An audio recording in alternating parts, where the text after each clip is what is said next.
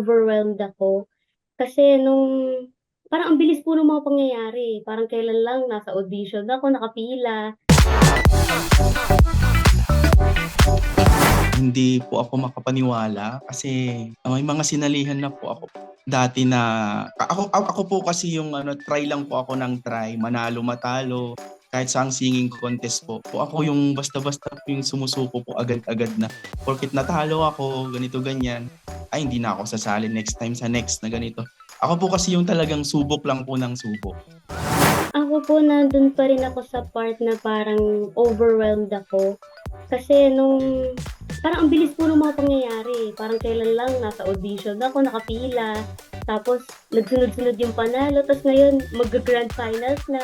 So andun pa rin po ako minsan na parang, ang bilis ng mga pangyayari. Pero sobrang thankful po, sobrang grateful na papalapit na yung grand final. Masayang masaya po. Napakaraming taong nakaka-recognize na mga hindi ko kilala na natawag. Uy, di ba grand finalist ka na ng tanghalan ng kampiyon? Yung ganun parang overwhelmed. Masyadong naging famous sa sandaling panahon.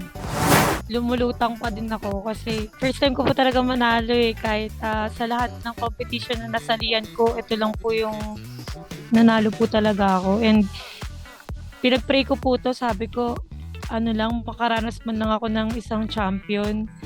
Tapos, nagulat din ako. Hanggang ngayon, kinakwento ko kay Ate Trixie ito Hanggang ngayon, lumulutang talaga ako. Parang, nakaraan lang, nakita ko kayo ng rehearsal. Tapos, kasama ko na kayo. Parang ganun, makakatuwa.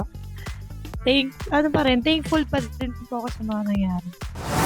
Abangan ang nalalapit na Grand Finals ng Tanghalan ng Kampiyon Season 2. Tumutok sa TikTok Clock, Lunes hanggang Biyernes, 11 a.m. sa GMA at GTV.